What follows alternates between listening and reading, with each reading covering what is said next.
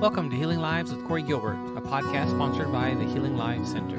Discover how to love and lead your family well and biblically. God created sex, marriage, and the family for our stewardship, growth, and benefit. My heart and passion is to teach, train, educate, and disciple Christians that want strong marriages and families. The Healing Lives Center has been serving Christians since the year 2000. Its mission is to be a center for sex, trauma, and marriage education and transformation, where we offer counseling, coaching, courses, and speaking services to you, your church, or ministry. Check us out at healinglives.com.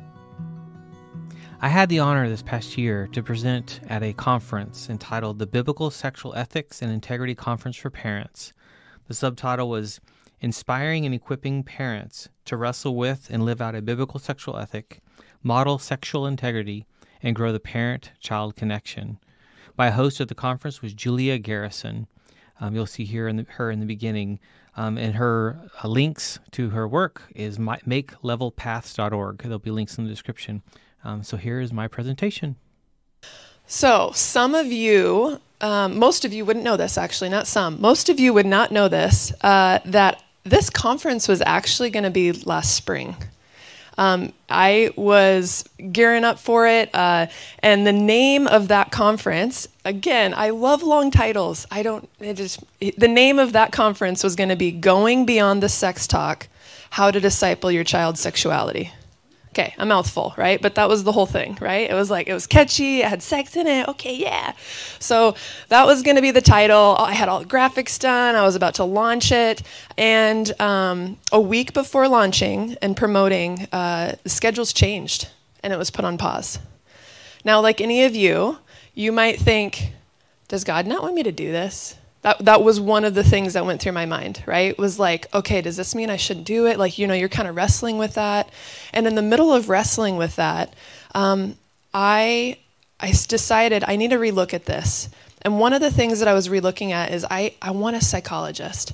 I want someone who's familiar with human and child development, with human sexuality, who has a different view or a different look on this, not just biblical, but also with the human development piece.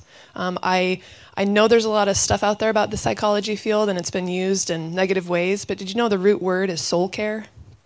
Right? Like, it was something that was ours before it got changed, okay? So it's a good thing. It can be a good thing, I should say it that way. I wanted someone who had strong biblical ethic and who had life experience. So not only the psychology background and the human development, but also the biblical ethic and the life experience. I wanted a professional who was well seasoned in working in the trenches of human suffering. That was really important to me. And with parents' fears, also really important to me. Someone who got the context while knowing hope was alive. So I started asking around. How many of you know that God's a provider? Soon after, I caught wind of the name Dr. Corey Gilbert, a psychology professor at Corbin University. So I Googled it. And of course, I'm scrolling his page and I see PhD in family psychology.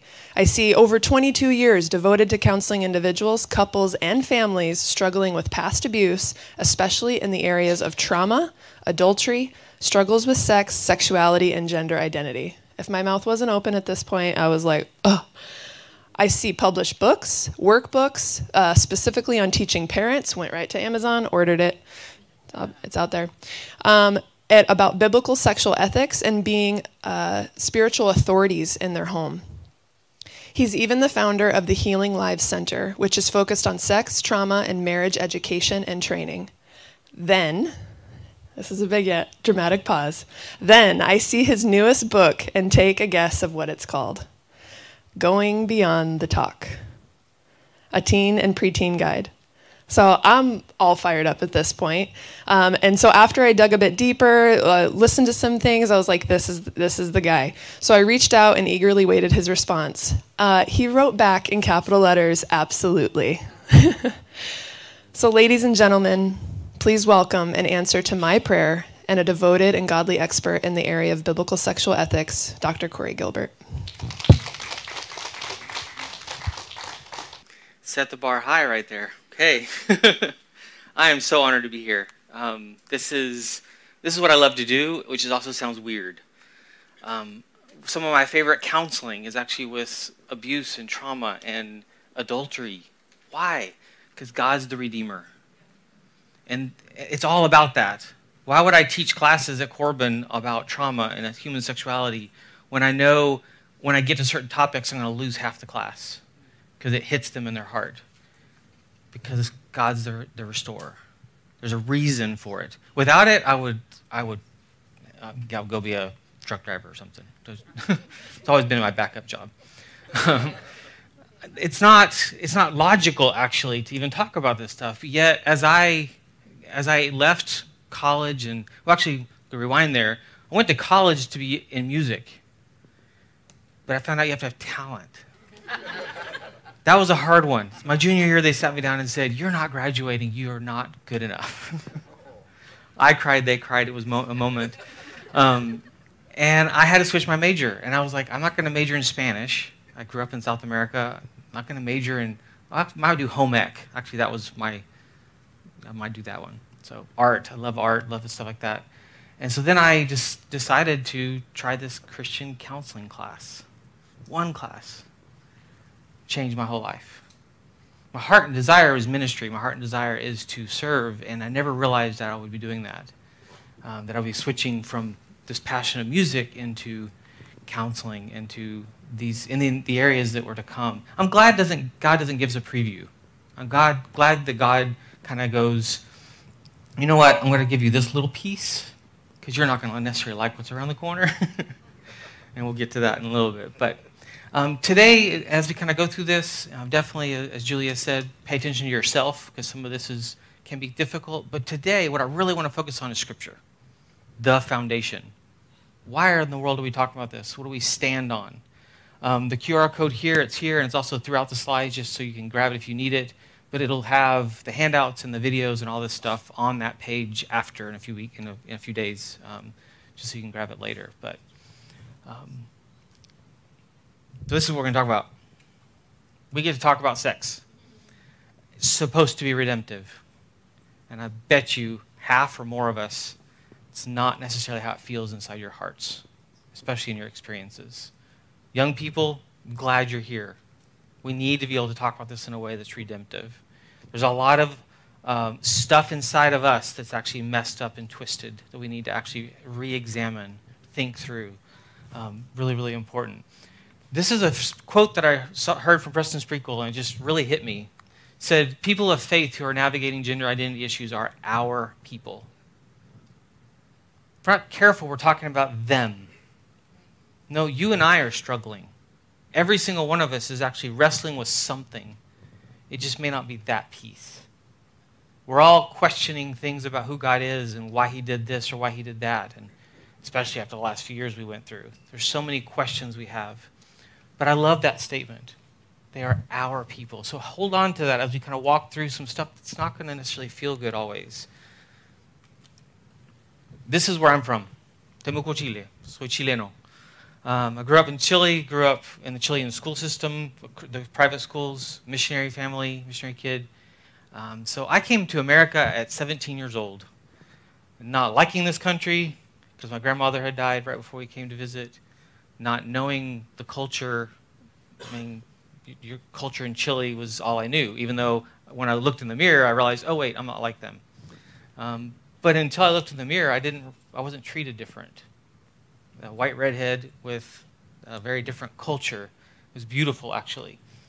This is what I knew, and I actually, being someone who kind of stood out, when I moved to the United States, I didn't realize that I was actually trying to stand out and didn't know why I was doing that. This is what I looked like in 92 and 93. Mullets are awesome. And I was on a mission trip to Dominican Republic, and a missionary there, she said, Corey, you're doing everything you can to stand out because you grew up your whole life standing out, and now you're nobody. And I was like, oh, shoot. You called it. And I had to kind of re-examine myself, but everything I liked was pink and purple and girly, and I mean, I crochet and I cross-stitch and I do art and I music major, not realizing that in all of that, there's also certain assumptions that I just was clueless about because of cultural things. Not realizing what friends were saying about me. when I was actually after seminary even, I was getting new glasses, and I put a purple tint to the lens because it was kind of cool. Not realizing what I was saying or what people were interpreting from that. Where for a couple years later, some friends were like, "Yeah, we thought you were gay, but really didn't say anything." I never really had girlfriends, and so what does that mean? Well, what's sad is we're constantly sending messages. Everything we do, everything we say, how we dress, everything sends a message, even if we aren't quite clued into what that means. This was me. This is me now. And it's funny because motorcycles became a piece for me to leave where I was before. I grabbed onto it probably for the wrong reason even. I didn't want to be known as that person. And so I grabbed onto this identity. Well, the first part was I moved to America, and all of a sudden there's no public transportation, so I need my freedom. I've got a job at McDonald's, so I'm making $4.25 an hour, and I'm rolling in the dough, so I need freedom. And so I bought a motorcycle, and that became me. Well, that's just the beginning of that, where it's like, that's not necessarily who I am. There's so many layers.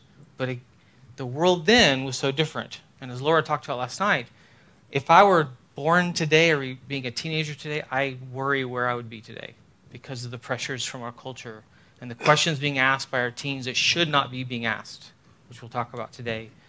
I added better pipes on that one. So yeah, I laugh when I'm next to a Tesla because I make them rattle a little as I go by. But so there's parts of me that came out that I didn't know exist. And here's the coolest thing. I'm this kind of more girly girl inside, and I meet this amazing woman.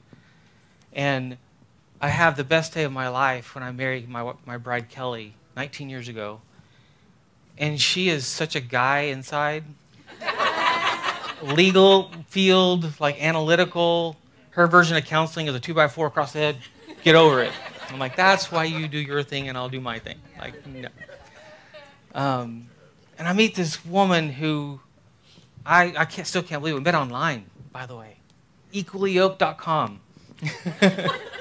10 months later, we were married. I was walking with a cane at the time, and doctors said I would never have a job and I would never work. I have Crohn's, and I was just dying inside. My body was decaying. I was on high doses of prednisone and other stuff, and I was a mess.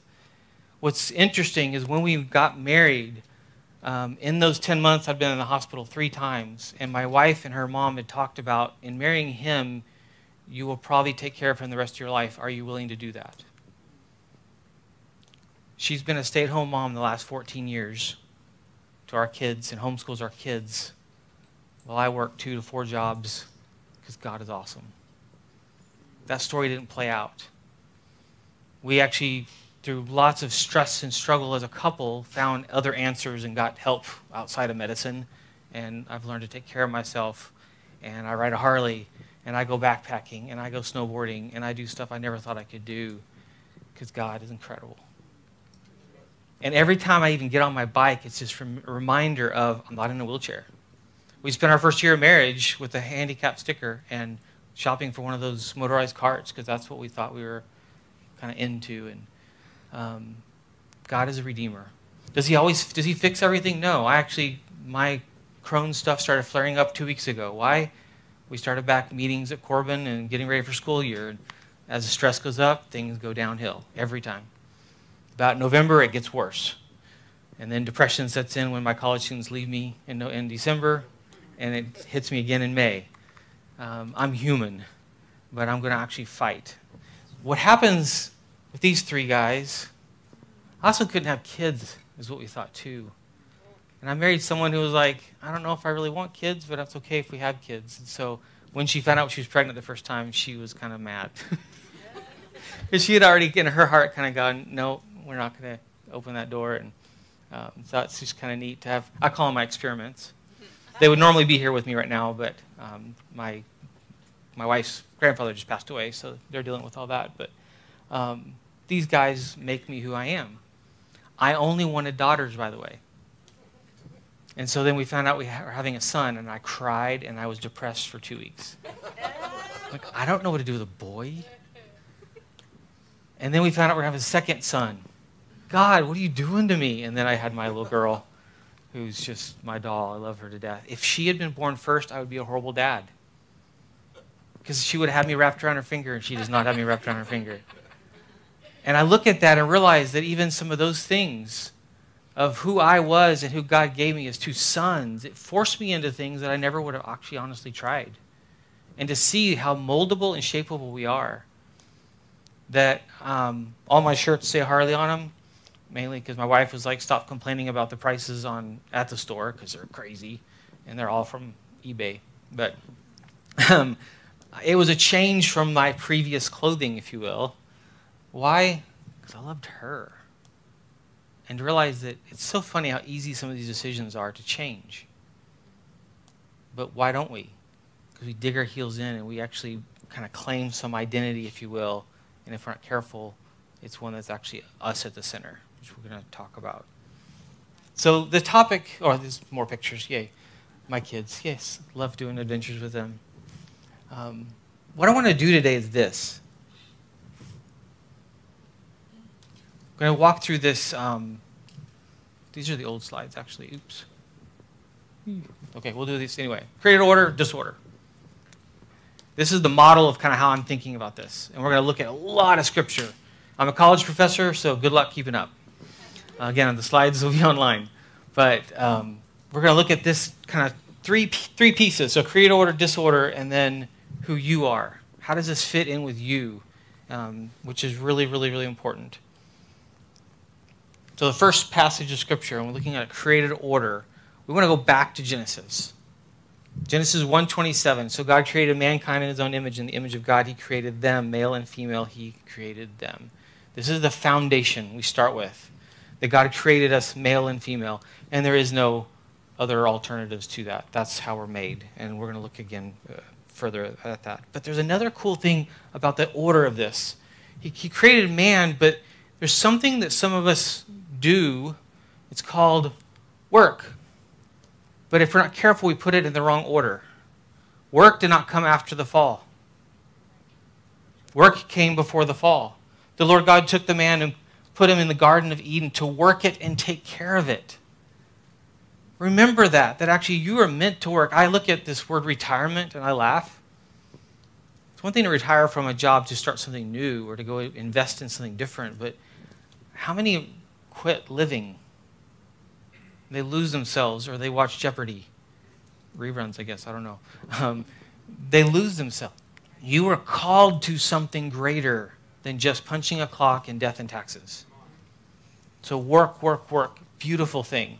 So put it in the right order. But then God even did something more incredible than creating man. He actually created this incredible person called woman. The Lord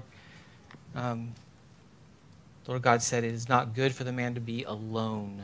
I will make a helper suitable for him. The model of even marriage that we're going to get to later starts right here. And society right now basically is saying and emphasizing even marriage is just a societal contract. It's a societal construct. And it's like, look at the Bible. Go look at the Bible. No, it's not. It's from design prior to even the fall. We haven't gotten to that yet. So the man gave names to all the livestock. Can you imagine that? Think about what God did to Adam. He goes, Adam, I'm going to have you try to figure out if any of these are like you. In my mind, I picture this taking days and maybe weeks, if not years, of Adam every day going, nope, not like me. Nope, not like me. God, I'm in perfect communion with you, and I still have a void? This is pre-fall. Remember that. How incredible. I feel like it was God kind of emphasizing, I'm going to make someone that's going to be so incredible, that's going to be a helpmate and fit with you in a way that is going to blow your mind. Adam found no suitable helper, and then he created marriage. The man said, this is the bone of my bone and flesh of my flesh, and she shall be called Wow Man. She was taken out of man. This is the design. This is the start. This is the foundation. This is why a man will leave his father and mother, and he is united to his wife, and they become one flesh. Still in the pre-fall. The design is beautiful. What's the created order is beautiful. And we have to say it. Two sexually different people. A marriage between two men and a marriage between two women is not a marriage. I don't care what you do society-wise. You can have contracts. But nothing is sealed in heaven and nothing is sealed on earth. A wedding, a same-sex wedding, by the way, is an expensive party. Think of it that way. It changes kind of how you feel about it. Because nothing is sealed in heaven, nothing is sealed on earth. And someone who comes to Christ, and they find themselves in that space. Do I leave my husband or do I leave my wife? They're not your husband or wife. We are to honor God in our... Now the messy part gets kids. That's another... And it's sad to say, I hear it all the time in counseling, my kids are resilient. Yeah, they actually kind of are, but they're still going to be harmed by your decisions. But actually, even your decisions to move across town, to switch schools, to leave that church and go somewhere else. Our decisions actually do cause damage and or character maybe, but it's life and it's part of us teaching our children how to handle that. And so sometimes the delusion of our kids are resilient, they'll be fine. No, they're going to be hurt. They're going to be harmed. So lean into that and love them and expect that. All of our decisions do. Adam and his wife were both naked, and they felt no shame. Do you know what that's like? 'Cause I would beg to say that we actually don't know what that's like. We feel shame even now. We feel shame. We can't even comprehend prior to the fall what that feels like to actually have no shame. And then God didn't stop there. He brought them together. They felt no shame. And then now enters the picture of children, procreation. Proverbs 17:6, children's children are a crown to the aged, and parents are the pride of their children. It's sad to me to think of how we even think about children nowadays. They're a nuisance. They're a problem. They're a little messy and dirty and loud. And actually, no, you are called to be parents in the sense of how we're designed. It doesn't mean we all get to be. There's trends right now in some couples who they come together and they want kids and then they found out one of them can't. And so they divorce because, well, you deserve to have children. No, you do not. I deserve hell, actually.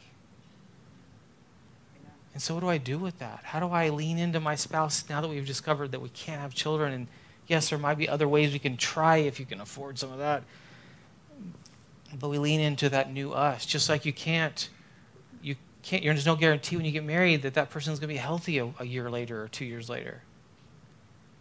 You know, Laura's story, that beautiful song, Blessings, where her husband ends up in a brain tumor or injury and wakes up and doesn't even remember her. Accident. Yeah, it's amazing to think about. We don't have any guarantee.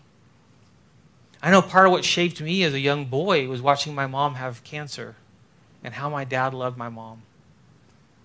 That was as a young boy. We were living in Costa Rica at the time. But then at 18, so 10 years later at 18, I watched my parents navigate through it again. And to watch my dad love my mom. And it shapes us. But also think about how many of us don't have that shaping from our family. We didn't get good examples of how to love, how to surrender, how to sacrifice. And so we really do learn how to be about ourselves. So what do we do here? We have this created order. Well, there's the disorder. Where does disorder come in? Well, it comes in with one word, and it's sin. Sin enters the picture, and it all goes downhill. We're in trouble. That's where we're at now. If you think of the things getting in the way, it's sin. The places where we get stuck, it's sin. Genesis 3:6-7. Then the woman saw that the fruit of the tree was good and for food and pleasing to the eye and also desirable for gaining wisdom. She took some and ate it. And notice who's hanging out right next to her. She also gave some to her husband, who, by the way, was given the commands and was given the instruction, and he was silent, and he ate it. Then the eyes of both of them were opened, and they realized that they were naked, and they went to Kmart. Sin entered the picture, and everything changed. There's an awareness. They got what they wanted. They see, and they actually also now have to grieve. They have to hurt. They have to face. But here's the word that I think comes into the picture at this point. When sin enters the picture, this next word is where you and I actually tend to struggle. And it's actually blame. Genesis 3:12, the man said, "The woman you put here with me, she gave me some fruit from the tree, and I ate it." Dude. Punk. Right there. And what are we doing now all the time? We want to find blame for everything. It's always someone else's fault that this, that, or the other happened. And it's actually, no, I own my reactions, and I own who I am, and I own how I handle all this, even the insanity of the last 2 years. But we want to blame. And what's so hard is there's some stuff that has happened that we have very clear blame. Some of the processes that I walk young people through when I work at college and stuff, that age, 20s, is a hard step where I actually look through, so sexual abuse, I look through what has happened to them when they were younger, and I go, who was supposed to be your protector? Mom and dad? And I go, did they? No. So where should the shame be? This is scary. This is actually kind of scary. Shame on them for not protecting you. And I go, well, hold on. Don't stay there. You even land. If you stay there for even a few more minutes, you're going to actually just spiral. Why do I say that? Why? Because you're carrying a shame that you can't bear that's actually not yours. And when I put it in the right place, I can enter the most beautiful place, and it's called forgiveness. But if I don't tell the truth, I can't forgive. And a lot of places I find people stuck is they haven't told the truth. They're still carrying a lie and then fighting with the lie over and over and over and over for years. And when they tell the truth, they can go, and I forgive, and they feel very different towards even their parent. Shame on the person that harmed me. Why? Not to get angry and get mad and actually now seek vengeance, is to then be free. I'm so tired of that controlling me, and I can be free when I put truth, capital T, truth, in place. But a lot of us are living and playing with and dancing around in our unconscious lots and lots of lies. We're trying to make sense of things we can't make sense of, and trying to believe things that are not true. Now here's what happened with blame here in the garden at this point in time. The helper failed, Eve. Here's how she failed. To the woman he said, I will make your pains in childbearing very severe. With painful labor you will give birth to children. And your desire will be for your husband, and he will rule over you. The consequences of who she was supposed to be with her husband at the time. But this is a scary one. Leadership fail for Adam. He was meant to be someone who actually was leading his wife, and he did not. He failed here. To Adam he said, because you listened to your wife and ate fruit from the tree, at which I commanded you, must not eat from it. Cursed is the ground because of you. Through painful toil you will eat food from it all the days of your life. And if you think of the picture of this, it's one of your work is going to turn into something that's going to actually be somewhat of a burden. It's going to be hard. It's going to be difficult. You're going to be stressing. It's going to be something that's different than the way I designed it to be, which all of us can probably attest to. What were we supposed to be? Adam was supposed to be that partner with his wife, and she was supposed to be that partner with her husband in design. Where do we find the working of this out now for all of us? In our marriage relationship, there's this back and forth and kind of pull of helper and leadership, and what does this mean? And questions I ask premarital couples all the time. I'm like, so what does it mean to be head of the house? And then I watch the husband or the boy, the guy who's getting married, dig a grave. I'm supposed to make all the decisions. I was like, okay, I'm not sure where you got that one. Well, from the church sometimes, but what does it mean to be the head of the house? Husbands, what is the burden placed on you? It is, you're going to partner with this person who's so different than you, has such a different way to see the world, and you are responsible for her and your kids at Judgment Day. That's what it means. That should make you shake in your boots. It's not telling her what to do. It's not her obeying and you spouting off stuff. Absolutely not. You're partnering. And what an incredible relationship when you actually really are linking arms and making decisions together and wrestling together and seeing things different, but actually coming to agreements. That is not easy. That's what a lot of us counselors are spending a lot of time helping people do. And it is so beautiful. From these leadership and helpmate fails, what comes? What comes is this: man will struggle with and return to the earth. But the one will have pain in childbirth and struggle with man. Now, again, pause and look at society and look at marriages and look at families. This is exactly what's happening. There's a constant wrestling and struggling between who's going to be in charge, like what do we do? For some families, if mom ain't happy, ain't no one happy. And we actually almost think that's a good term, or good phrase, or a good thing. And it's like, no, this is unhealthy. Actually, I would say it's downright unbiblical. As we partner, there are husbands that walk in the house and they don't even know what to do anymore, because it's like this isn't their territory. It's hers and the kids, and they feel like an absolute outsider because of a lack of this. What was designed in marriage was broken through sin. And so we have a lot of working this out. So how do we apply this to us? What do we look about you? And I'm looking at this through the lens of, you got the created order, disorder, and then in you, there's a certain word I'm going to get to in a little bit as to what it means for you and me when it comes to all of this mess, was what it seems like, but also the beauty. In the book I wrote, I Can't Say That, for parents, there's this chapter I put in there that my wife was like, you need to delete that chapter. But it was the one on the neuroscience side. So all of the way that God made our chemistry and our neurobiology and hormones. And it's fascinating because it shows a perfect design of husband and wife, male and female, coming together and how we're meant to be by design. But yet, for so many of us, we just don't understand how they can think this way, or how they can act this way, or why are they so emotional, or why are they so heartless, or why are they so this or that. And we get lost. But yet, again, God's design is perfect. And sin enters the picture, and we lose each other. I had a client recently, he just said, you know what, when I'm gone to work, we should just expect when I come home that we're going to have to get back on the same page, because when I'm gone out during these 8 to 10 hours a day, of course we're not on the same page. But yet the assumption was before, we're always supposed to be on the same page. It's like, so what needs to happen is you come home and there's a committee meeting. We get back on the same page every day. Yet, what is the average that couples talk per week? Anybody know?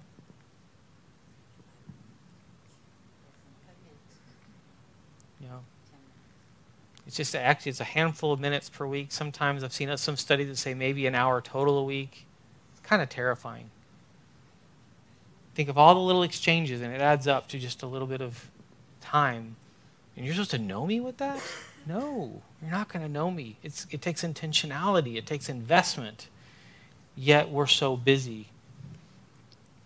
So I want to kind of switch gears with this and look at it through the lens of gender and sexuality then. So Psalms 139. 13, for you created my inmost being. You knit me together in my mother's womb. There's a design from the beginning. From the beginning of when you were conceived. We know that a baby in utero experiences the world. You adopt a child from the day they're born, and they have trauma based off what happened inside that mom in her life, chemically, and then also around her. We know that. That is not even a question.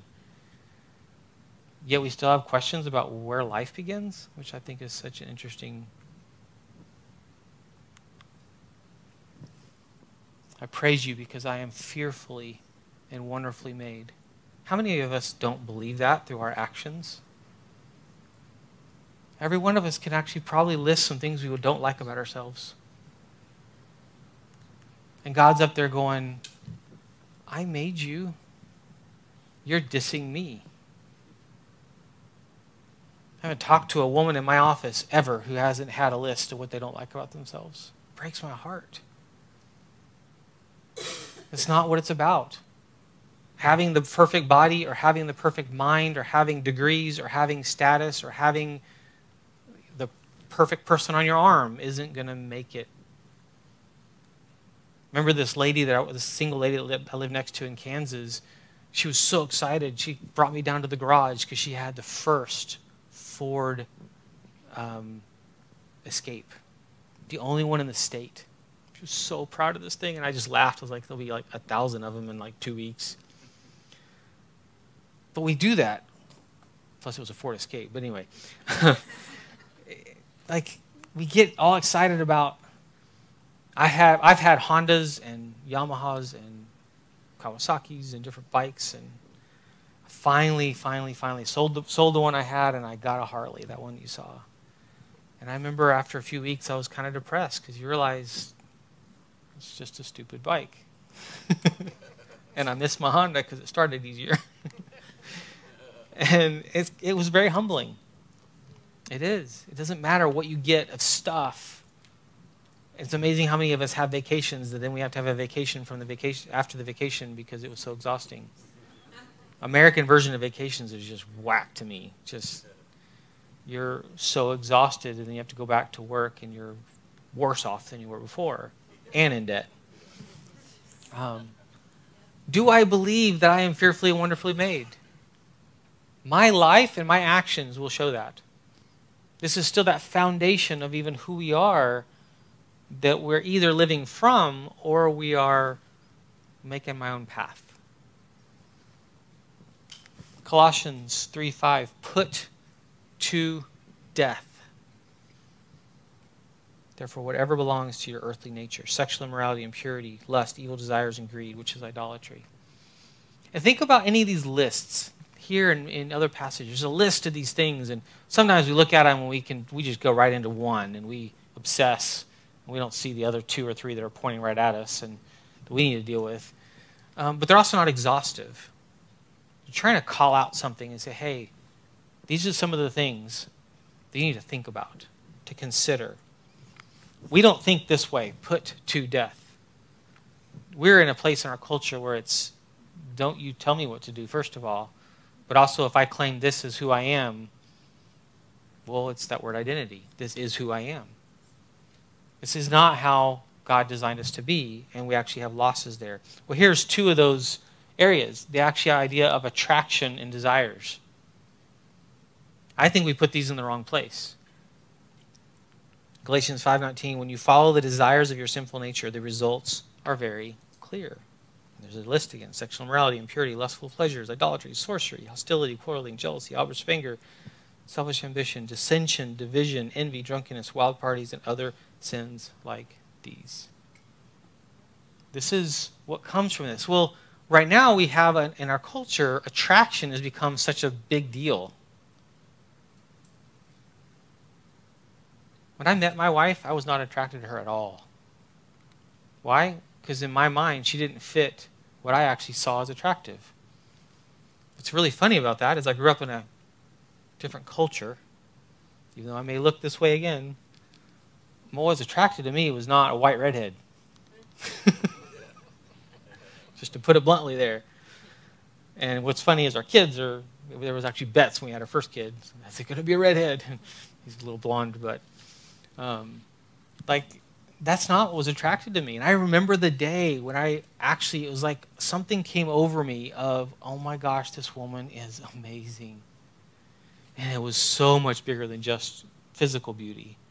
It's who she was. It was her character. It's what she stood for. It's what she believed in. It's her Christ, her God, all of who she was, and how big of a deal that is. Attraction to me is that, I'm going to put it this way, it's bad data. Just to put it kind of in a weird way, but to stand out. It's bad data. Who you're attracted to, great. And it changes and it morphs and it turns into all sorts of stuff. It actually has a short shelf life, because then I get bored with you and I'm on to something different. Same for your desires. Your desires are fickle. You're fickle. I'm fickle. Kind of scares me a little. How in the world do you last beyond a few years of marriage then? That's another whole question. I'm at 19 years of marriage, and it's like we're just getting started. It's such a cool thing to see that now and go, wow, it's like we're just getting going. We're at that stage where Miley is 12, so we're like 6 years. In 6 years, they're all gone, and we'll move and not even give them our address. Just kidding. Like, what are they going to do? Where are they going to be? I don't know. And just how excited us, because the executive team, we get to actually decide where we go, what we do, even though that doesn't always work out that way. I have a sister who's in and out of living on the streets and doing stuff in Texas, and she's a mess because of choices. It doesn't always work out the way we want it to work out. It's scary. And I remember my kids, when they were 8 or 9, I would tell them, I hate that you have free will. You don't have free will. I hate that you actually have free will. You don't have free will. As in, you can walk around the corner and do something that totally is against what we've taught you, and that's on you. I will feel it, and I will feel responsible for it, but that is on you. You go to a friend's house, what you do, all these things. The way that we handle our attraction and desires are critical, because we want to fit in, and we want to be cared, loved, we want to be a part of something. It's actually scary what this looks like at times. Galatians 5:22, with the Holy Spirit produces this kind of fruit. This is the other side of that coin. Who are we supposed to be? Love, joy, peace, patience, kindness, goodness, faithfulness, gentleness, and self-control. There is no law against these things. This is who we're meant to be. Don't go look on Facebook, because everyone's yelling at someone or mad at something. And it's probably a space that none of us should actually hang out, by the way. We need to be really, really careful with that. What am I attracted to? What are my desires? How much are those shaped by what I've done that's sin? How many marriages are impacted by pornography? Yet, a lot of sex therapists, most sex therapists, would encourage you to look at porn to spice up your sex life. No, no, no, no, no. When I went, my postdoc work was in sex therapy. I went back to the Institute for Sexual Wholeness in Atlanta, the only place you can get this training from a biblical worldview, from godly men and women that went and did some of that other gross training and were protecting us from having to do that. I'm so thankful for them. One of the founders, Doug Rosenau, just passed away a few months ago. Just love him. Wrote the book Celebration of Sex, kind of one of the pioneer books in this area. Kind of giving a biblical view of sexuality. Who you are is not your desires, and who you are not your attractions. That's a really important thing for us to remember, because if you're not careful, even as a married man, it's easy to look around and be attracted. And the word I like to think about there is, and it's laughable. So? But what do? Instead, we play mind games, and we're like, oh, they're not really attractive. And we tell ourselves lies, thinking that's going to protect us, when really what that actually does is I put it into the darkness and into secrecy. I started, and we'll talk about this more this afternoon, but I started with my sons even. When I would see a girl that I know they noticed, I would point her out so that it moves out of their unconscious to their conscious and go, we'll talk about her later. And so then later, when they're in the car, I'm like, okay, what's her story? We start talking through who she is and why she's of value, and why when my son looked and glanced, what did you do with it? Did you file it away for later? Or were you a man of integrity? These were conversations I was having with them when they were 5, 6, 7, 8. Not teenagers. Now they're teenagers. Now, to be blunt, I ask them every few weeks, so what are your masturbation practices? They're not honest with me anymore. They were before. But we have the little dialogues that are incredible. Just them going, knowing I'm going to ask this, they've got to kind of have a reckoning there. What does it do? It moves it out of their unconscious to their conscious, and they have to take their thoughts captive. What kind of man are you going to be? What kind of man are you going to be? This is a constant. We talk about pornography in our house almost every meal. It comes up somehow. I remember the day my daughter realized penis, vagina.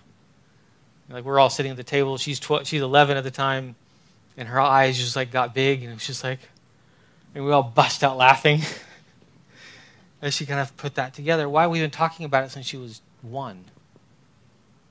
And they'll catch on as they get older and as they put pieces together, no pun intended. And they wrestle it out, and they're either doing it internally or we are creating the environment for them to do it externally. Galatians 5:24, those who belong to Christ Jesus have nailed the passions and desires of their sinful nature to his cross and crucified them there. I need to start there sometimes for some of us. Where do I need to what do I need to die to? What needs work? Versus what we tend to do, which is distract, go. Why? We have a self-centered bent. I believe that we are incapable of having relationships. Why? You think you're right about everything you believe. Just to put it simple, you wouldn't believe what you believe if you didn't think it was right. So the only way to be in a relationship is to find an absolute cookie cutter of yourself. And then you get canceled out because when there's two of the same, they fade into oblivion. So what did God do? He designed marriage to be between a man and a woman and two very different people who have very different upbringings and different worldviews and different, which also means the more different you are in other areas, the more struggles you're going to have and the more similarities. Like I used to jokingly say, I'm only going to marry a Southern Baptist girl because I grew up Southern Baptist. And then it was funny when I met my wife through this dating service thing, it had under her name Methodist. And I'm like, I'm going to marry a Methodist? What the heck's a Methodist? Like, golly. She has challenged me and grown me in ways that, oh, God is so incredible. Why? She sees the world different. Her dad's a pastor, and being able to come into that with her, and where was actually a lot of her own trauma was from Southern Baptist kids in school telling her she's going to hell because she wasn't Southern Baptist. Like, so then she married one. Like, okay, so we've got some growing to do. God is incredible at even those pieces of how he opens that door for us to come together. We have a self-centered bent, which means we can't do relationships. So how do we do them? It's dying to self. It's learning to withhold being right to be in relationship, which is really, really difficult. Do nothing out of selfish ambition or vain conceit. Rather, in humility, value others above yourselves. We know these passages, but it's like we get lost in the day-to-day Facebook fights and other craziness, and we lose each other. We get really stressed out over money. We get stressed out over, life and drama. When I work with couples, I work with a lot of couples where kids are either transitioning or something's happening with their teens. The first thing I do is I look at the mom and dad and I'm like, how's your marriage? Because one of the first things that I see is on the chopping block is they're about to divorce because they don't handle it the same. How do you be unified even though you're not handling it the same? And I don't want you to expect the other person to be like you. That's not the goal. But how does your perspective add value to me, and how does mine add it to you, and how do we work together? And yes, at times we have to come down to a decision that is going to be difficult. I'm on the deacon board at our church. One of the most beautiful things that it's been, I'm one of the young guys too. The most beautiful things about the last 2.5 years, I don't speak almost ever in there. I listen and I learn. But to watch this group of men never leave a meeting without being unified has taught me so much. Especially as we were wrestling, do we stay open and defy the governor's orders? And us coming to 100% agreement of we are to be incarnational. We are to be in the body as a body of Christ. I think of so many friends of mine and even family who have been lost because of AA shutting down and because of other support groups shutting down. And it was like, if I go here, I might die, but if I go here, I might die. And so which one do I do? and many are back in their addiction because they had the lack of support. We are to be incarnational. This is so beautiful to even now be together. Now, one of the things that feeds into this bentness is we actually have language is a really important thing. How we talk about things, how we understand. And I actually kind of liked this the first time I saw this.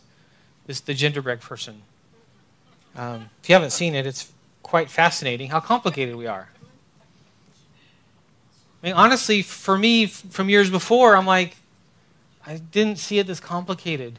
But as I kind of saw these parts parsed out, I'm like, okay, actually, I can see that. That we have the identity and attraction and sex and expression. And there's even what I'm sexually attracted to and also romantically attracted to. These different parts actually help me kind of wrestle with more layers, I guess you could say, of myself. I liked that at first. Gender identity. This one has started to worry me more than ever in the last few years. Actually, I heard a person finally say what I've been thinking for a while and afraid to say sometimes, is what's happened with gender identity is basically it's given permission for narcissism. It's back to that self-centered thing. It's all about me versus God has a design that is perfect. And what do I do with that? How do I wrestle with that? Because it doesn't get rid of the actual wrestling. But if I don't have a foundation to stand on, I'm up to my own devices where I end up. And I actually end up somewhere based off culture or based off friends or based off online chat forums or based off anything but the biblical, which is why it's important. Gender expression. When I met my wife, I show up to I think it was our second or third date, and I'm wearing my purple suede coat. Love that coat. And she's so embarrassed to be in public with me. I didn't know this.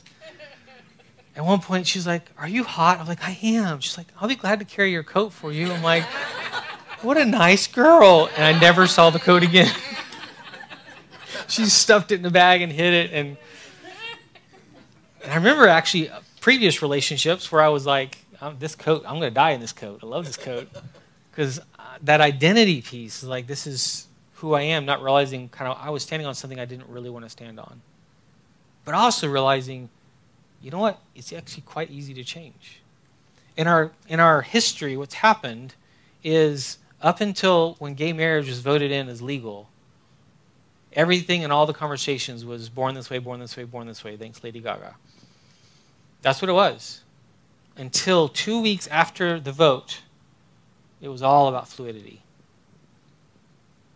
As we heard last night, it's only fluidity in one direction. But it's scary what we're giving to everyone to wrestle with. I wrestled with who I was. I wrestled with understanding why I wasn't like all the other guys and all that. I did wrestle with that. But I'm not asking questions like are being asked today. That's what this has actually opened up, which is scary. Really, really scary what it's doing. But it's also this piece here, the sexually attracted to versus romantically attracted to. What does that mean? If I boil things down to the kind of base level, we have this sexual attraction that we would eliminate all sorts of people because we're not sexually attracted to them, and we would have this pool of the kinds of things we're attracted to. And I say things on purpose because they're not people. We turn it into something very animalistic even, versus even romantically attracted to. There's a desire to get to know you. There's a desire to have a relationship. There's a desire to even nurture that. There's something different there. And what's funny for me is I am like this hopeless romantic, and I marry the most unromantic human being on the planet. Man, it's hard to know how to love her. God's up there just laughing. And I do believe that he's just going, yep. And the rest of your life, you get to learn to pursue her. And whatever like you would naturally do isn't easy. It's kind of like the love languages. If you've seen the love languages, the 5 love languages, it's interesting to see how many, which is most couples I've seen, you don't have the same ones. Or if they are the same, they're a different dialect. Why? It means that you got to work at it. My wife's bottom 2 at the very bottom are words of affirmation and touch. So what are my top two? Which means, like, if I put my arm around her at church, she's more like, get off. But if she puts her arm around me, I melt. Oh. But I also know that she consciously chose to do this, going, I know Corey will like this, so I'm going to put my arm around him. It was not an act of kind of out of the unconscious. It was a conscious choice.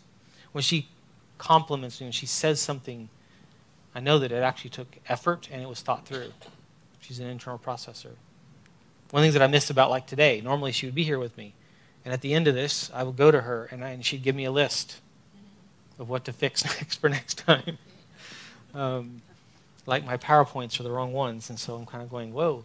But she's great at that. But what's the other side of that equation? I have to receive it.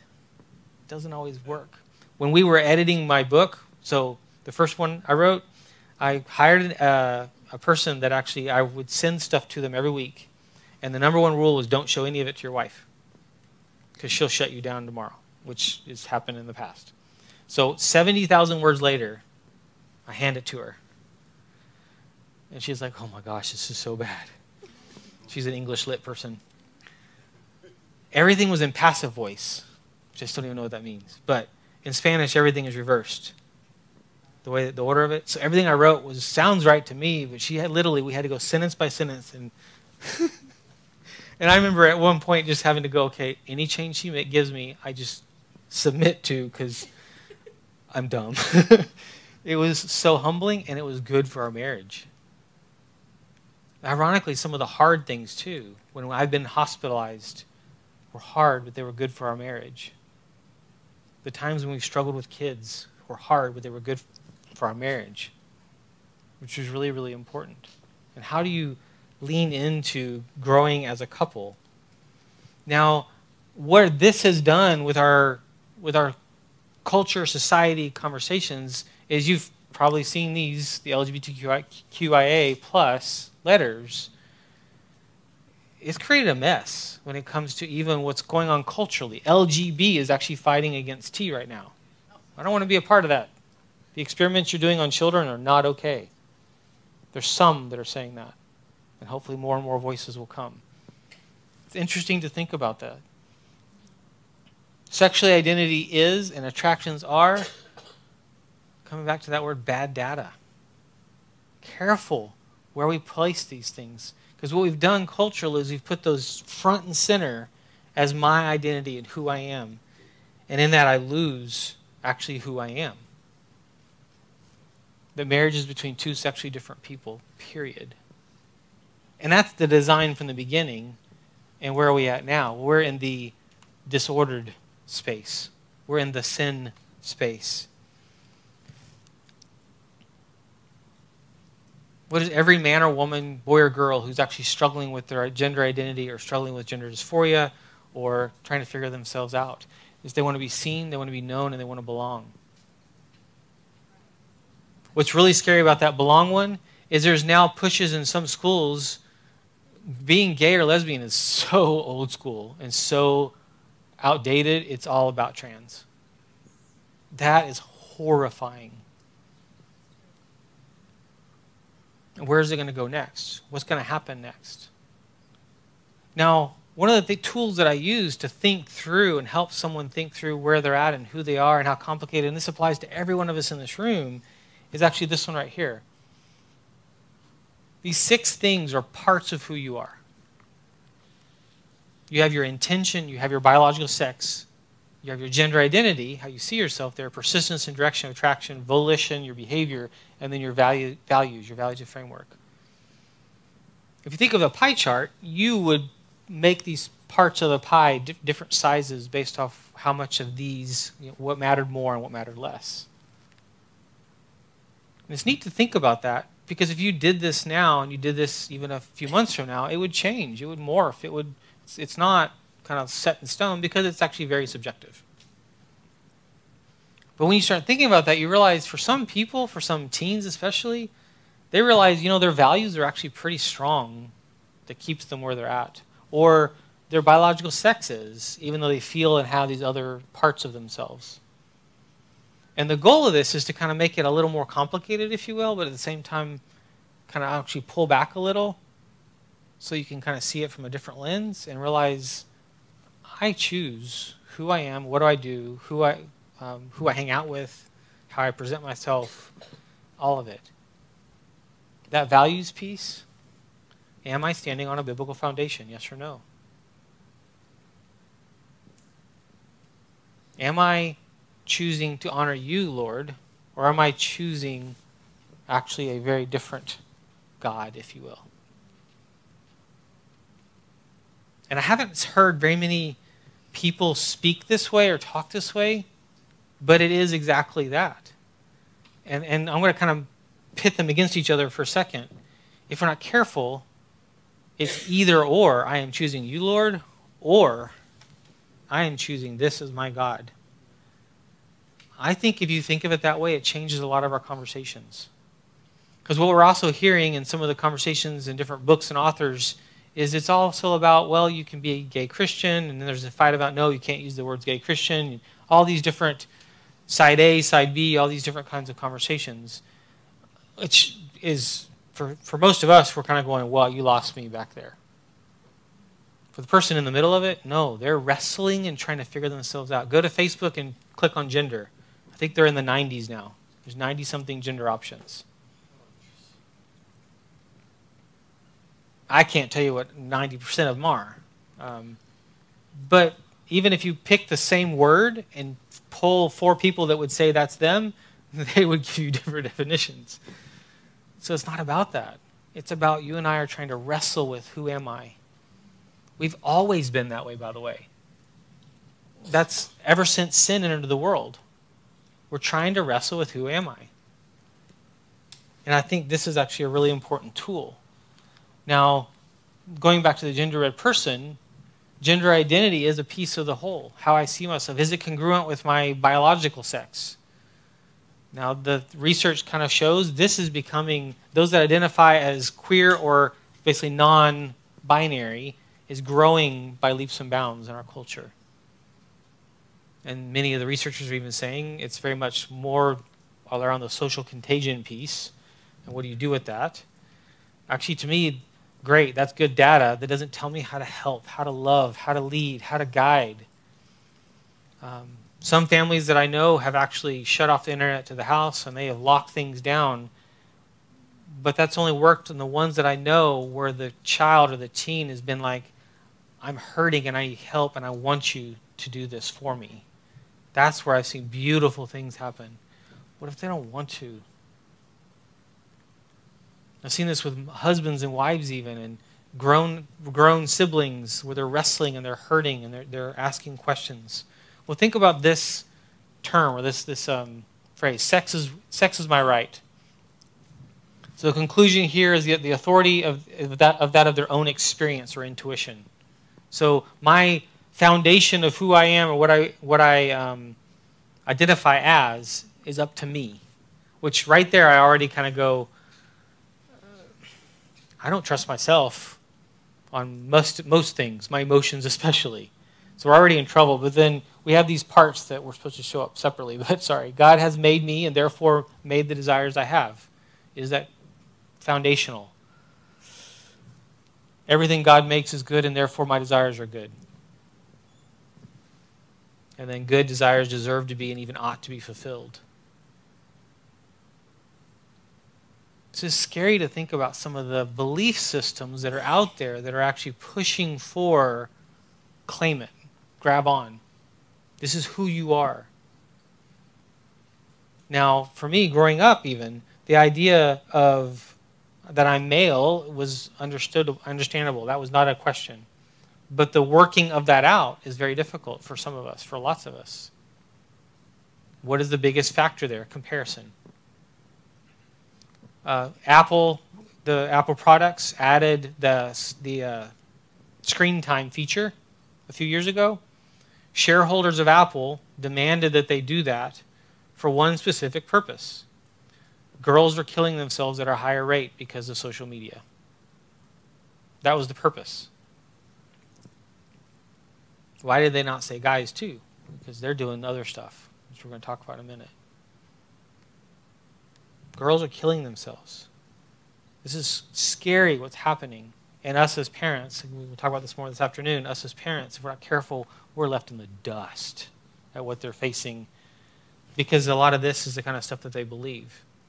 Now, part of our job is to help them articulate it at times. So we're having to help wrestle through some of that, help them articulate it. Others have it very well articulated, and we're left kind of mouth open and not sure what to do. Here are the messages that they're receiving from their friends. It used to be tolerance. Then it became acceptance. Then celebration. Now it's participation. And think about that. Think about culturally where we're at. It's not tolerance anymore. That's actually so not even, that's still seen as subpar. It's even not acceptance. And even celebration's not good enough. And then what do you do as a parent or a sibling of someone who's saying, well, you don't love me? We need to be careful about even how that has been hijacked, the term love. Because the definition of love is kind of where we're going to end up and look at today. Because loving someone is very different than just accepting whatever they are or whatever they're doing or whoever they are, if we're actually sticking to a biblical view of that. Another quote from Preston Sprinkle, he said, we need to create safe spaces where young people can open up, be heard, receive godly wisdom, and learn about God's expansive vision for what it means to be male and female. Where should that be? Our homes and our churches. Our church is actually meant to be on the front lines of some of these kinds of places. And it should be also be one of the safest places to come wrestle.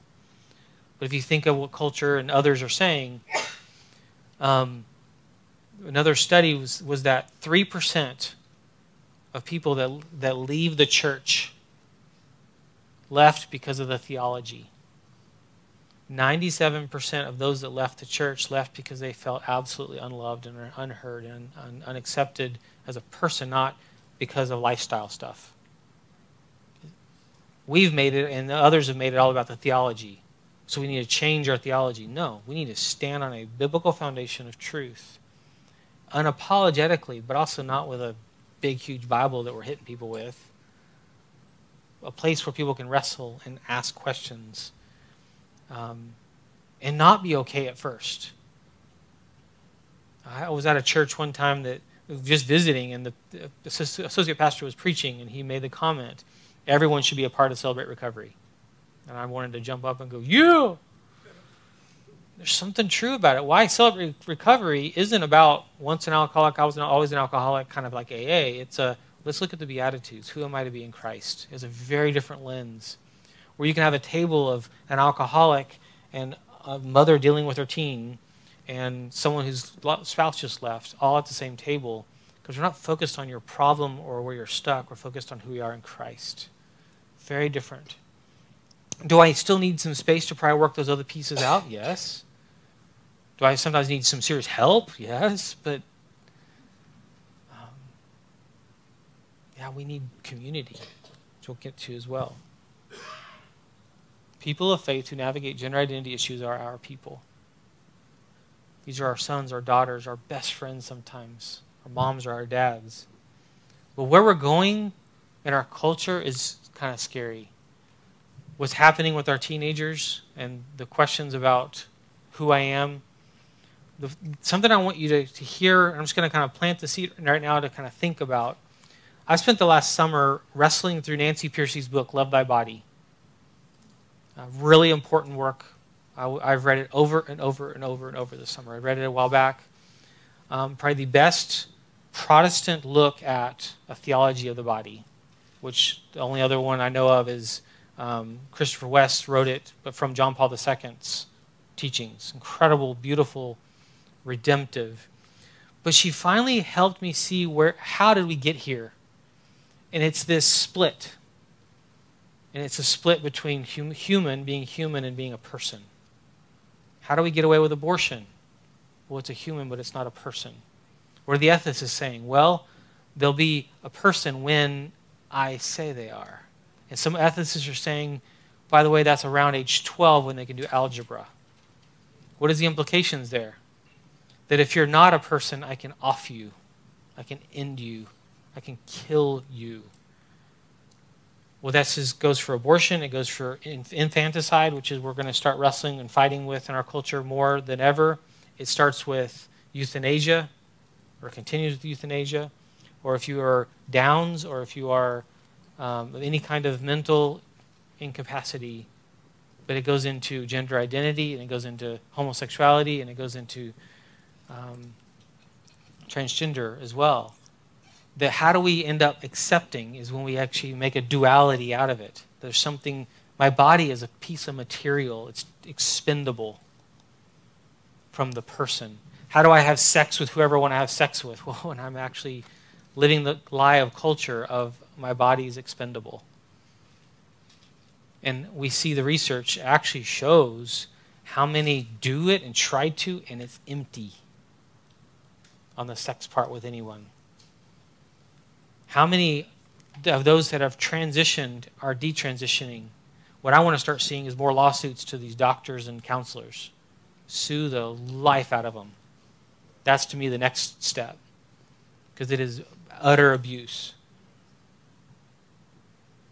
And that's where we're at. This duality, if we're not careful. What scares me is you and I actually have elements of belief in this most likely.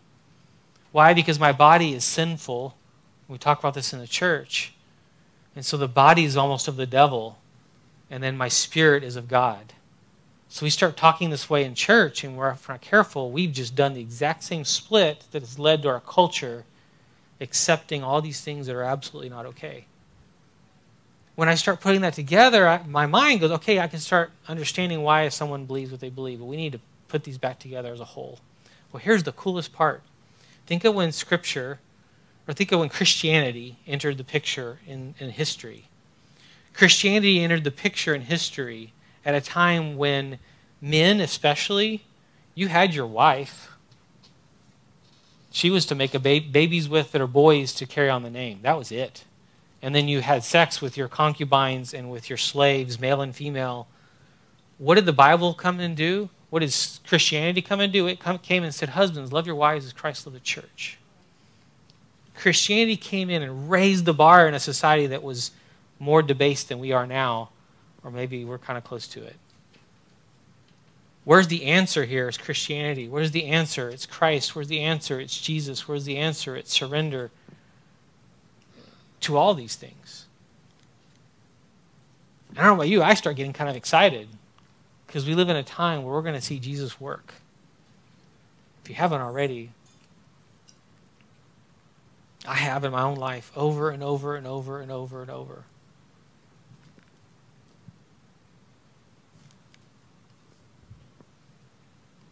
Have you heard of the MAPS? This is the new term that we have to learn now, and I guess the letters will be added at some point. Minor attracted person. It's called pedophile. But we can't say that because that's too mean. We have to they found a term that's acceptable, that can be palatable, because it needs to be part of that protected class. This is where we're at. It started a number of years ago, and I've been speaking about this for 4 or 5 years. This is the next step. Well, it is. There's a TED Talk that started it, and there's been multiple smart psychology people, yikes, sometimes I don't want to be associated with them, that have actually gone, well, we need someone's attractions to kids, but that's not their choice, and we have to actually protect them. And they're not endorsing pedophilia, but then in the end they are. But no, we're not. But yeah, it's scary. It's horrifying what's actually happening. But another one that's happening here in the Northwest, more than across the country, is this one, polyamory. As I was writing my second book, the one that's for teens, we were about to go to publish, and my wife was like, we've got to add another chapter. And so kind of at the last minute, we stuck this chapter on polyamory. Why? I had read this article on Preston Sprinkle's website, that I can't remember who it was written by, but he was basically saying how most Christians could not tell you, if they were asked why marriage is between one man and one woman, from Scripture. Why? When it was written back in a culture that was polygamous and polyamorous and you name it, everything went. And so that's why I wrote that chapter in that book. It's like you need to be able to answer that question. Why? Why did God have a design that was actually perfect in a husband and wife? Why does polyamory not work? Basic step to do, which careful with this, but go to YouTube and type in polyamory testimonies. And you'll see video after video after video of people explaining why they have found the answer to life. It's so much easier to take care of kids when you have 4 or 5 of us. That's true. But every story I've ever heard of anyone from their own mouth has shown why this doesn't work. Jealousy sets in. Turf wars, territory. Scary, actually. It's kind of actually neat to see what's been happening with those crazy, like the way they do these TV shows, these reality shows with the polygamy groups. And how some of them have been blowing up to pieces. It's kind of nice to see. But why do those women actually end up in those places? It's all they know. It's all they know. And so being able to actually help free that's important, to realize that God actually has more for you. He's got something much more beautiful. Where are we losing our kids in some of this stuff? Online peers. How many Christians I know and Christian homes I've sat in, and they're like, we know their friends, we do this and we do that. Where's their computer? In their room? How much time are they on there? Always? Where have you lost them? You've literally opened your front door and had all of those unknown people walk into your living room, sit down, set up camp, and just indoctrinate. Through chat rooms, through Discord channels, through headsets. It's tough. It is a nightmare, actually, in some ways. How do we navigate this stuff? What do we do? And that's the question that many of you are asking. And for simple answer is some of those cords need to be cut. The harder thing is once you've opened that door, it really is hard to shut it. So we was kind of mentioned last night, one of my ways of doing that, which we'll hopefully talk more about this afternoon, is you partner with your son or your daughter. It's a relationship with them, not a top-down. In the end, you are the parent, but when you can partner, it's a negotiating and it's a back and forth, and it's going to go a lot better versus them just being told. But be careful who you allow. That coach of that team, you may have invited a horrible influence into their life. But it's a good thing. No. Who they are coached by matters. Who they are taught by matters. And I'm kind of biased about being at Corban University in Salem. Where they go to school matters. They're going to become like their teacher. So if they go sit under someone who believes a very different ethic, don't be surprised when they graduate and ditch everything that you taught them. So that's a big deal. And how you do this. Now, I mentioned earlier how we're losing girls. Remember what it was? Social media and comparison. We're losing boys in a different area. And here's the list from different research. Porn, excessive video game play, and absent fathers are the top 3. Porn, excessive video game play, and absent fathers. Richard Zimbardo, Dr. Zimbardo, he came up with in his recent studies on this. And I added these 3 other ones that are actually really important to think about. We have a skillless group of kids growing up. You get a flat tire on the side of the road, you better know how to fix it. Call an electrician to change an outlet? Really? Learn how to fix it. There's a great YouTube channel, some dad who's making all these videos on how to do basic things like that we should know how to do. That it's like, if you didn't have a dad, watch these, but they are so great.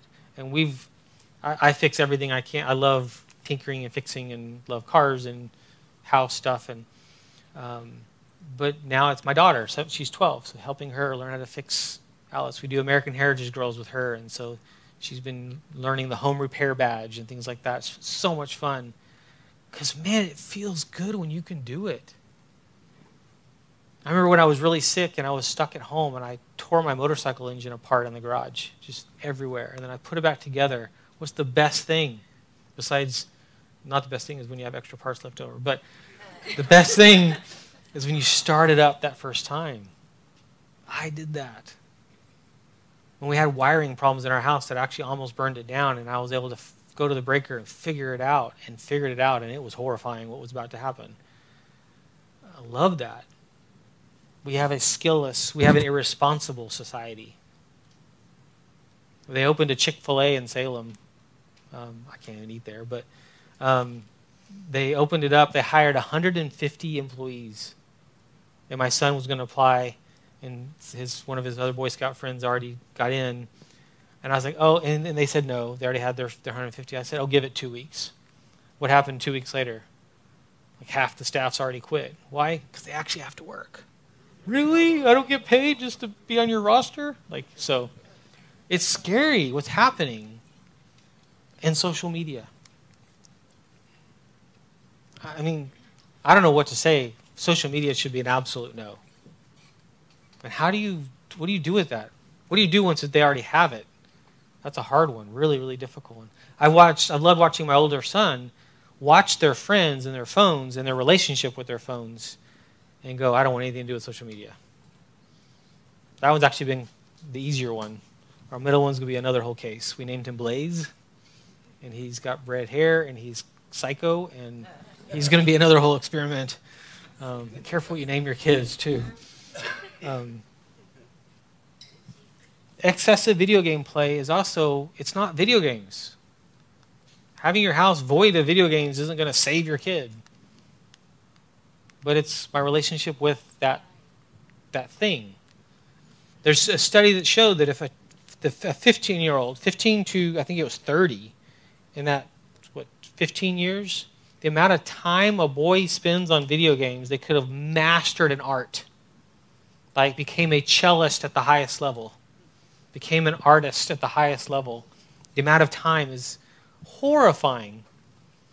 I have a really hard time not getting sarcastic. That's our spiritual gift in our family. When my son goes, I finally won, and I finally got this and this and this on the game, I'm just like, whoop-de-doo. I have to really have a hard time not being sarcastic because it doesn't build a bridge. That's some of those areas I have to work in, learning from last night. But this is what's happening, and this is why this matters. And this is why you studying and you preparing yourself. The first book I wrote, I Can't Say That, is the title. It's meant to be a walkthrough of gender and sexuality from a biblical worldview, looking at Scripture to help you understand what you believe. Why? Because half of this stuff you haven't thought about. Then I can now teach my kids. The problem, so I wrote this book. I was so excited, and I was at a homeschool conference. I'd watch mom after mom walk right past my table and not give me the time of day. Why? They're holding a little one. And in their minds is, I'll get to that when they're 15.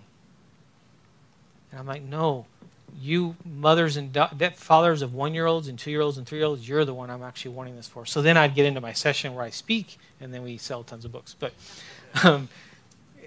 this is for when your kid's 1, 2, 3. I would say your parenting is done when they leave the single digits. That's scary to think about. The parenting is you know it. If you don't morph with them, you just get against them. And teenage years are very different. They don't have to be a nightmare. They definitely can be difficult. So we have a created order. We have a disorder. And what is it that I must do? What do I need to do here? Who is it that I'm, in a sense, called to do, called to be in all of my relationships, really, but then this plays out very much so in marriage and even with relationship with my kids, is this word surrender. We don't like that word. That you're called to give up the right to be right. You're called to be in relationship with people that you maybe strongly disagree with. And you surrender. You don't quit. It actually turns into this other word. I love this word, service. It's serving other people. It's investing in other people. I'm calling you up to something greater. To my son, to my daughter, to my best friend, to my coworker. You've got a life that you've got, and we're in a relationship, and maybe things aren't working too well. I'm calling you to something greater, which is really, really important. And so a question that tends to come up right here in this is, so then how do I live with people that messed up, others that have a different worldview? How do I live with people with a different worldview? Well, here's the passage that comes to my mind for us to kind of lean in on. I thought I fixed that. It says, flee the evil desires of youth and pursue righteousness, faith, love, and peace, along with those who call on the Lord out of a pure heart. Don't have anything to do with foolish and stupid arguments. And it says on Facebook too, just in case you didn't know that.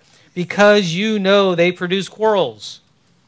And the Lord's servant must not be quarrelsome, but must be kind to everyone. Able to teach. That's an interesting piece there. What are they supposed to be able to teach? And then it says not resentful. Opponents must be gently instructed.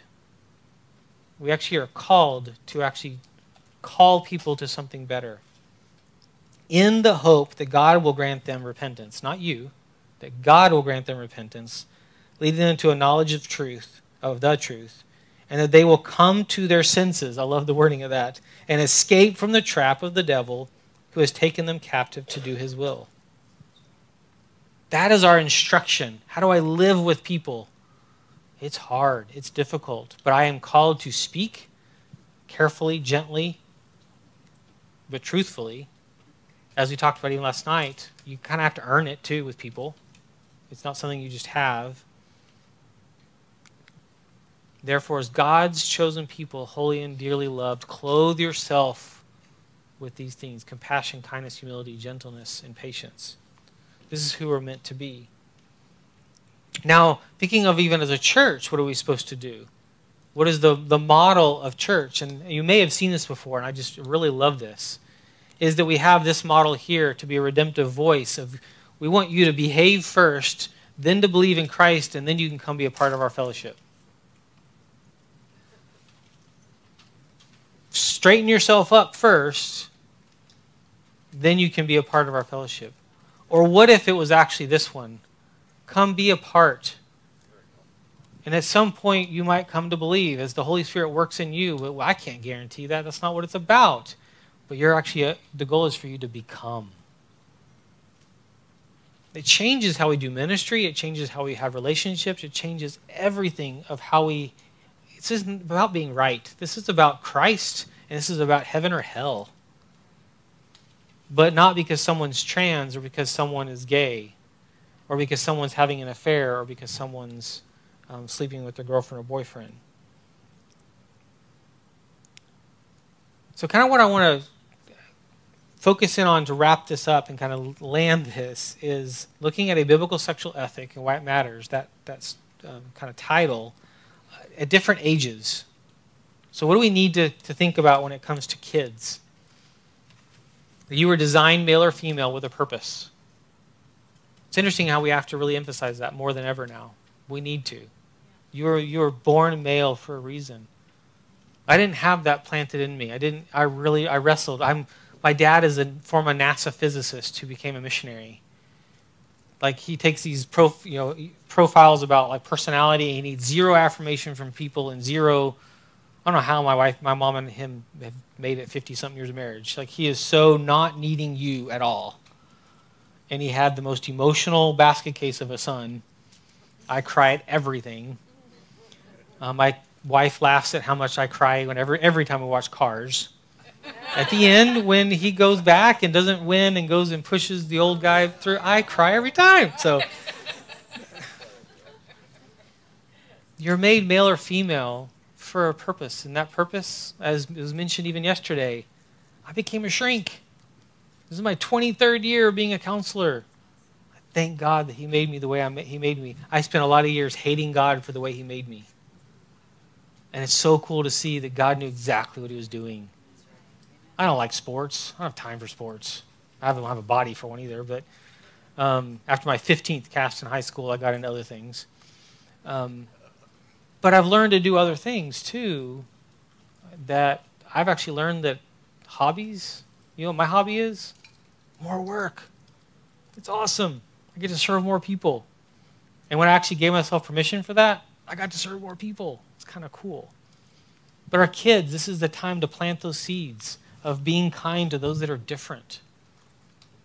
We were skiing in Hoodoo a few years ago, my sons and I, and we came up to, it was the last day of the season, so it's hot, and the snow's, it's kind of at the end. There are people like jumping off the top and with parachutes and doing all sorts of stupid things. But my sons were noticing there's a lot of girls wearing sports bras. And so my loudmouth middle son walked up to some girl and was like, to some guy and girl, "Why is she wearing that?" I'm like, "Oh gosh." And the guy's like, "'Cause she's hot." And he's confused. Which one? Hot or hot? So we had to talk. I was like, "Blaze, first of all, shut up. Don't go there." But he was judging. He was like, "She shouldn't be wearing that. It's not allowed." I was like, "You don't have to say what she wears." It's like, okay, we have some more teaching to do to my sons. Okay. Then a girl comes flying by topless. Big girl, too. Big girl. I was like, crap. Blaze luckily didn't see this, so he had gone, because that would have been hilarious. My oldest son, so I just took off after my oldest son, got to the bottom of the ski slope, caught up with him, and I'm like, and he's just kind of like, I was like, "So, first time?" He's like, I was like, "How was it?" He's like, "I'm not going to answer that." Question I've always asked was, who's going to show my kid porn first? Me or him, or me or someone else? I'm not going to open it up and say, "Hey, let's look."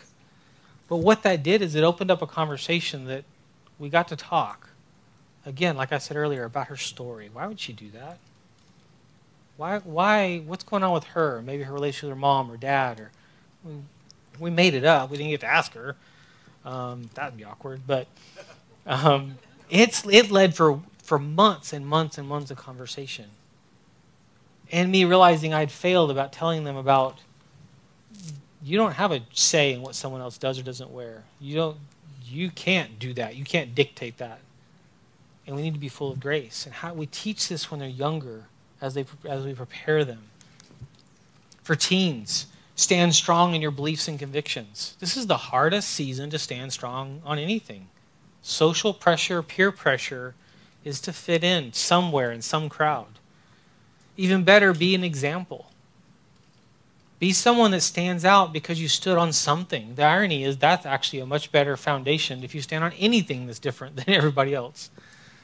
The sad thing is it's becoming more on just being accepting and affirmative and celebrating, and be a leader in biblical living. Have the conversations where when a friend whips out a phone and opens up something that's unacceptable, they're the ones saying, "Hey guys, we don't do that." When someone cracks a joke, they're the person that says, "Hey, we don't talk like that here." And boy, do we need some reining in of that. They don't joke around with the gay word. I hated it back when I was a kid, not realizing how painful it was back then. We don't go there now. And be kind. The way you are, who you are in relationship really, really matters.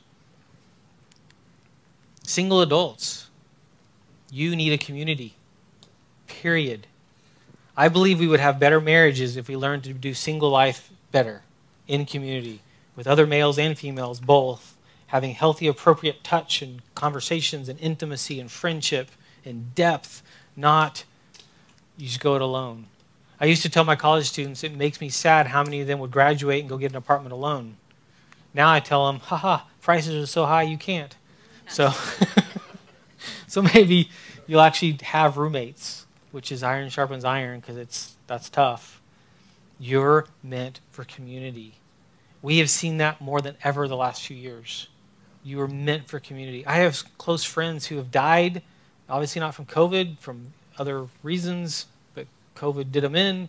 Older individuals who basically said, "I'm not living the way they're telling me to live. I would rather die and be a part of my kids and my grandkids' lives." I was like, good for you. I'm proud of you. Which is hard. This is difficult. Have high expectations. I teach a marital premarital counseling class at Corbin, and one of the comments at the end every time is, I had these standards for who I was going to marry, and because of your class, I have higher standards. I was like, yes, that's part of my goal. You raise that bar to where it almost seems like it's impossible that God could ever bring someone like that in your life. Not because you're focusing on the physical, because you're focusing on their heart, who they are. You would never settle for anything less. Live on mission with a vision. So, so important. For those of us that are married, be all in for your partner.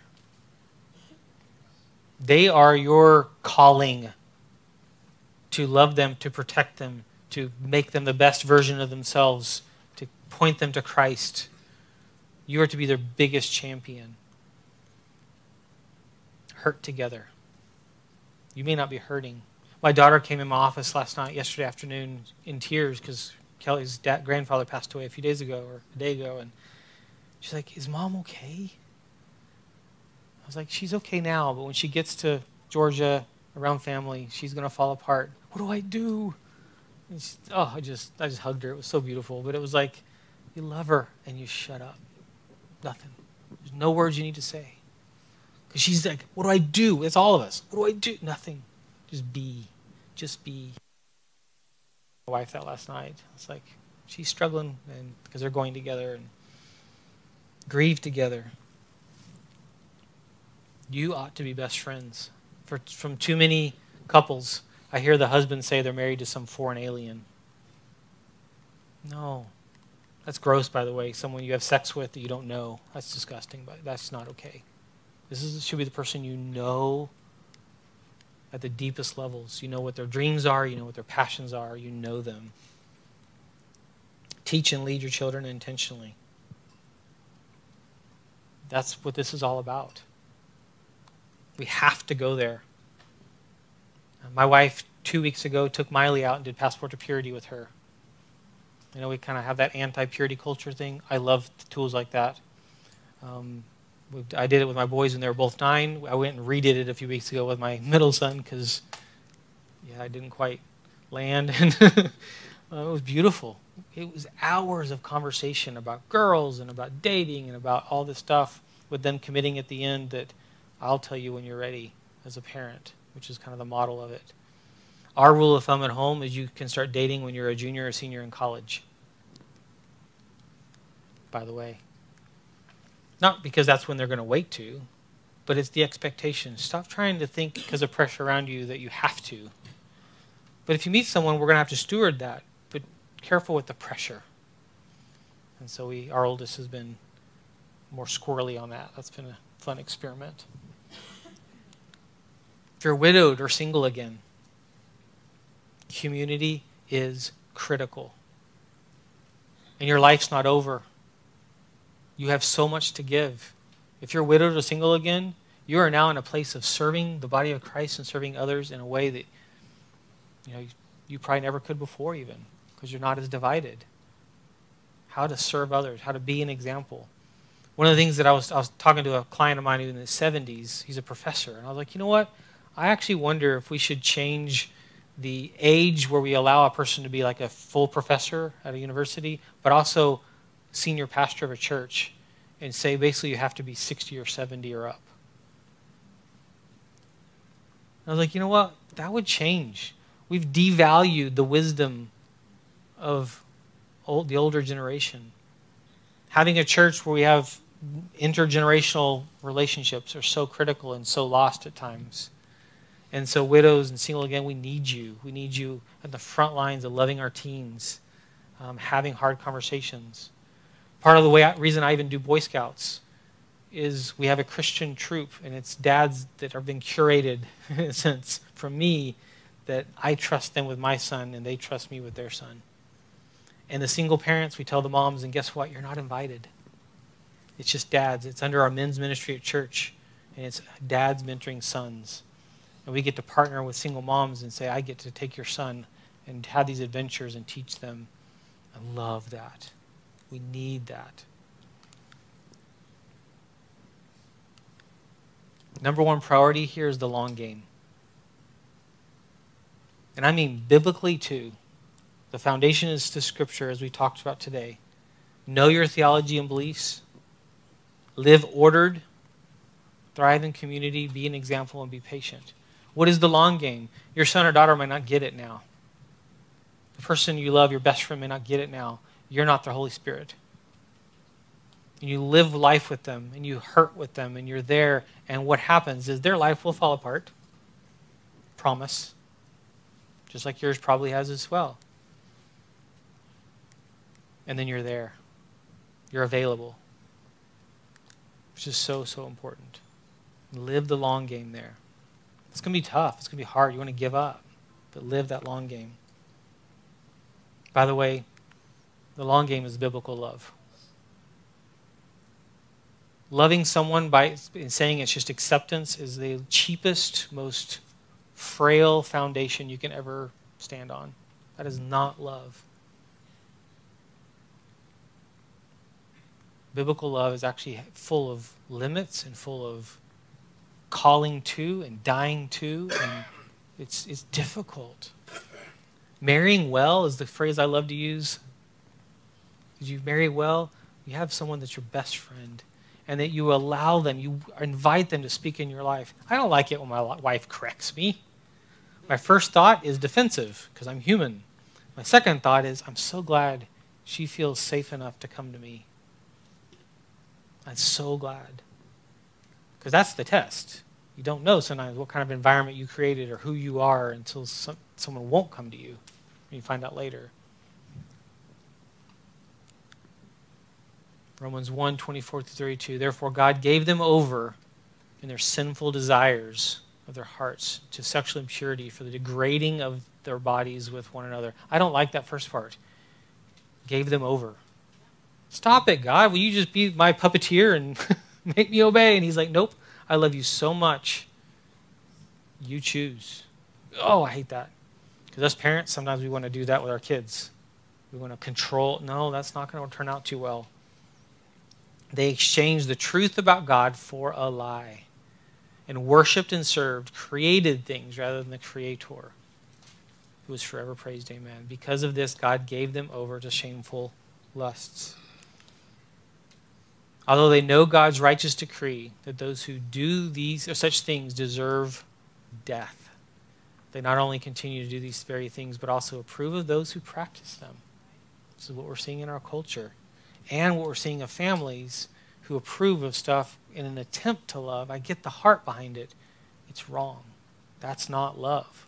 Holding to a standard, but even being silent is better than some of the stuff that I've seen from families where they believe they're supposed to clothe themselves in rainbows to be loving, or be okay with the boyfriend and girlfriend sleeping over, and that's their version of a long game. I'm like, no, keep strong and hard fast on those standards.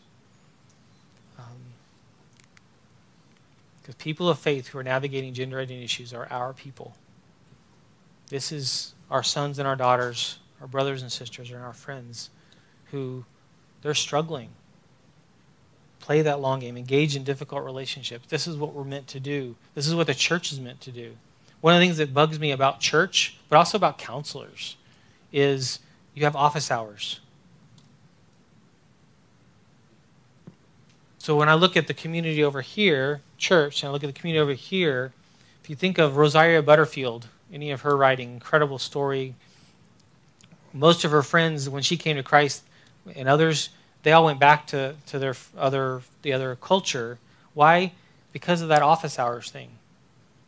Rosaria talks about when she was at 3 a.m., if you struggled, you knew which house to go to. You could get a hot meal and a bed because they were such community that I think it puts church to shame. Church shouldn't be a place of office hours. Do we need boundaries, especially those in ministry? Yeah, that's really important, but ministry isn't office hours. Ministry is really, really tough. I hate when I hear especially young youth pastors like, man, my youth ministry is going great. And I'm like, then you are not safe. Because if you were doing youth ministry, you would know so much muck about your kids, you'd be hurting so much and want to quit. That's youth ministry. And you go back and you do it again because you love these kids. But for a lot of people in youth ministry, they don't know their kids because they don't trust you. Same for us as parents at times. we need to initiate these conversations. They may not come to us. Actually, most likely they won't come to us. We need to initiate. So again, with our family, we talk about this stuff all the time. Lately, the other conversation has been about marijuana and that book, Tell Your Children by Berenson. Just having that conversation. Why? It's a door that once it's opened, it works. Why wouldn't you do it? So we need to talk through what the boundaries should be. Alcohol, money, there's so many areas. So my labor of love has been this over the last few years. I work at Regent University as well and do chair of dissertations, and it's been really neat. When I did my dissertation, I had a brand new baby born right at the very end of that. And I remember looking at that going, you're supposed to go publish. And I went, be a dad or publish? I want to be a dad. So about 15 years later is when I finally did this at a different season of life.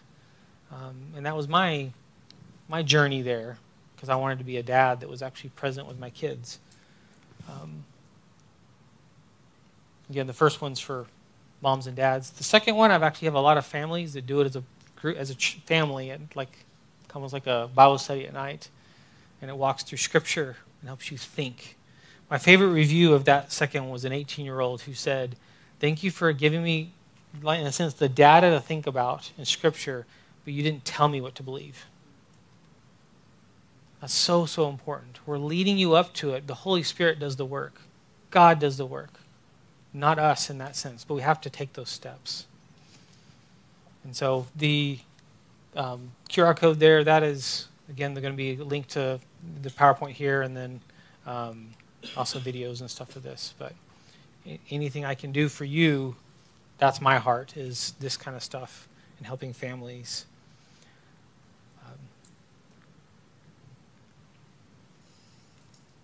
Let me pray for us, wrap up here. Dear God, thank you so much that you called us to be in the position that we're in, whether it's in ministry, whether it's in as a mom or a dad, as a brother or sister, friend to someone in need, which is all of us. God, I just help us do that well. Help us think through some of the stuff that we talked about today, to really choose to lean on your word, what you're telling us to do, what you're calling us to do as men and women that love you, Lord. For us not to be other people's Holy Spirit, but to draw people to you, to the cross, to repentance, but do that in relationship, God. Thank you for each person here and the influences they have, the others that are not even here, that will be impacted by how they live and the choices they make, and how they talk. And I thank you. And it's also kind of scary to think about that, how others are always watching. May we reflect you, Lord. May we reflect your heart. May we be redemptive people that draw, again, others to you. Thank you for this time as we continue on today and look into the age-appropriate stuff even later today. God, I just pray for an equipping today that extends literally generations. In Jesus' name we pray. Amen.